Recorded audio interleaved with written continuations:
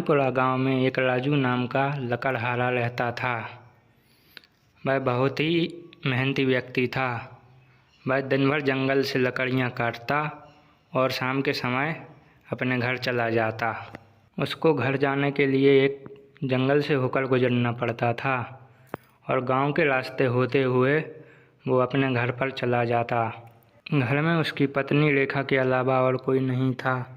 रेखा बहुत ही जिद्दी और घमंडी लड़की थी। रेखा को अपनी खूबसूरती पर बहुत ही ज़्यादा घमंड रहता। वह अपने पति से बात नहीं करती। उसका पति मेहनत करके घर आता, लेकिन रेखा उससे सीधे मुंह बात तक न करती। ना उसके लिए खाने की पूछती, ना पानी पीने के लिए। एक दिन की बात है, रामू जंगल में लकड़ियाँ काट रहा था। लकड़ियाँ काटते काटते उसे बहुत ज़्यादा देर हो गई। रात होने में कुछ समय शेष था। वह लकड़ियों की गठरी को सिर पर रखकर जाने लगा। रात का समय था। उसे एक खौफनाक जंगल से होते हुए जाना था। वह जंगल से जा रहा होता है कि तभी उसके ऊपर एक चुड़ैल की नज़र पड़ती है। इस जंगल में इतना सुंदर व्यक्ति कहाँ से आ रहा है? इस मनुष्य के साथ तो मैं शादी करूँगी और अपना पूरा जीवन व्यतीत करूँगी। चलो पता करती हूँ एक कहाँ से आ रहा है और किस जगह रहता है। वो चुड़ैल उसको मन ही मन पसंद करने लगती और रामू का पीछा करने लगती। रामू को इस बात की बिल्कुल भी खबर न थी। वह चुड़ैल रामू का पीछा करते करते उसके घर तक पहुंच जाती है। रामू अपने घर के अंदर चला जाता। चुड़ैल एक खिड़की के पास खड़े होकर सब कुछ देखने लगती। रामू अपनी पत्नी रेखा से बात करने की कोशिश करता। सुनो, आज खाने में क्या बनाया है? कुछ नहीं बनाया खाने में। लेकिन क्यों? मैं आपकी नौकर नहीं हूँ। अगर आपको भूख लगी है तो आप खुद खाना बना लीजिए। इतना सुनकर रामू बहुत दुखी हो जाता और वह उस रात भूखा ही सो जाता। चुड़ैल को ये सब देखकर रामू के लिए बहुत बुरा लगता। वह रामू की पत्नी को सबक सिखाने के बारे में सोचती और वापस जाकर जंगल में चली जाती। रोज की तरह रामू फिर से जंगल में लकड़ियां काटने के लिए जाता है। जैसे ही रामू जंगल के बीचों बीच से होकर गुजरता है, तब चुड़ैल उसे देख लेती। तब चुड़ैल रामू के घर के पास आती और घर के अंदर चली जाती। जैसे ही रामू की पत्नी चुड़ैल को देखती तो वो तुरंत ज़मीन पर गिर जाती और बेहोश हो जाती। तभी चुड़ैल अपने जादू से उसकी पत्नी को एक बिल्ली बना देती है और चुड़ैल रामू की पत्नी का रूप ले लेती। वह चुड़ैल रामू के लिए अच्छा स्वादिष्ट खाना बनाती। रामू की पत्नी जो बिल्ली बनी हुई थी, उसे यह सब देखकर बहुत आश्चर्यचकित हो रहा था। रोज की तरह रामू अपने घर आता। रामू की पत्नी रामू का बाहर इंतज़ार कर रही होती। जैसे ही रामू पास आता तब रेखा बोलती, अरे आ गए आप। मैं आपका कब से इंतजार कर रही हूँ। रामू यह बात सुनकर थोड़ा आश्चर्यचकित हो जाता और वह बोलता, रेखा, तुम ठीक तो हो ना? हाँ जी, मैं बिल्कुल ठीक हूँ। चलिए अंदर चल के खाना खा लीजिए। मैंने आपकी मनपसंद का खाना बनाया है। फिर दोनों अंदर चले जाते। रामू रेखा के खाने की बहुत ज़्यादा तारीफ करता। पास में बैठी बिल्ली यह सब देख रही होती। उसको अपने पति के लिए बहुत बुरा लगता। खाना खाने के बाद दोनों सो जाते। रात का समय होता। चुड़ैल अपने असली रूप में वापस आ जाती और वह घर के बाहर जाने लगती। वह चुड़ैल बिल्ली से कहती, तुम्हारा पति मेरे साथ बहुत खुश है। तुमने कभी अपने पति की अच्छाइयों को पहचाना ही नहीं। अब मैं तुम्हारे पति का हमेशा ख्याल रखूंगी। चुड़ैल की बात सुन के रामू की पत्नी को बहुत बुरा लगता और वह अपने पति को याद करने लगती। रामू की पत्नी का घमंड चकनाचूर हो जाता है और चुड़ैल रामू की पत्नी बनकर वापस सो जाती। अगली सुबह रामू वापस जंगल में लकड़ी काटने के लिए जाता कि तभी उसे याद आता कि वह अपनी कुल्हाड़ी लाना भूल गया। रामू वापस घर की ओर चला जाता। वो चुड़ैल खुद को एक आईने में देख रही होती है, तभी उसका पति रामू वहाँ आ जाता। रामू कहता है कि तुम कौन हो और मेरी पत्नी कहाँ है? मैं एक चुड़ैल हूँ और मैं तुमसे बहुत प्रेम करती हूँ। मैंने तुम्हारी पत्नी को एक बिल्ली बना दिया। तुमने ऐसा क्यों किया? मेरी पत्नी को वापस ठीक कर दो पहले जैसे।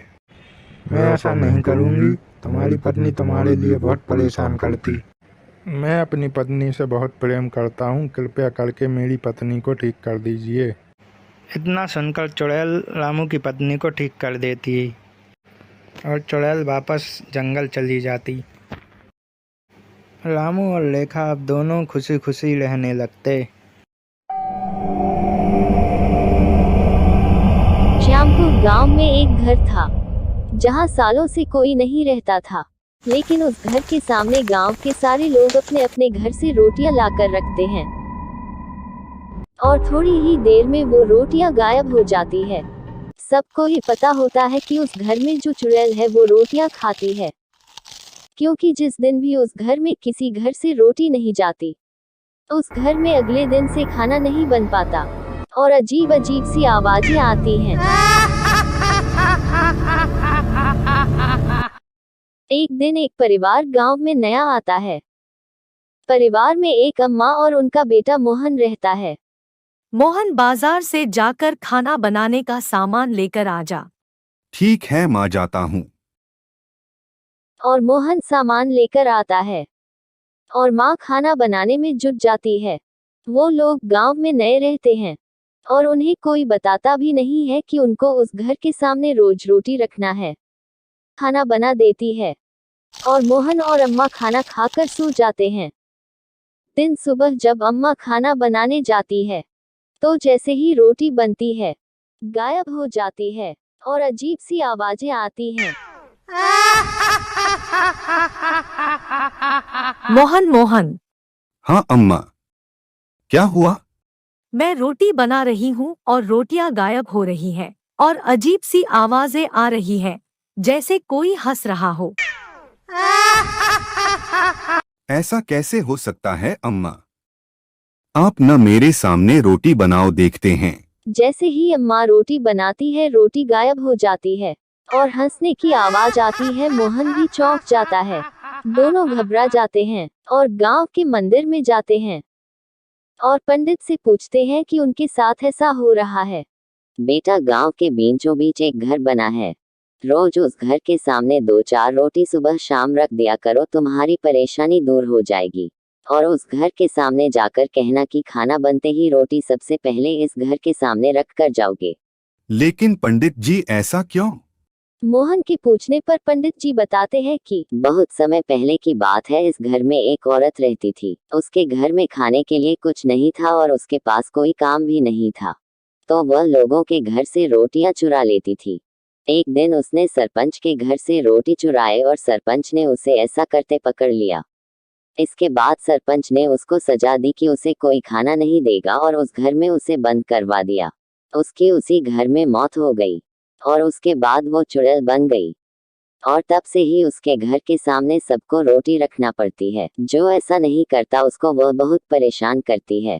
तो आप लोगों ने कुछ किया नहीं जिससे उसको इस योनि से मुक्ति मिल जाए?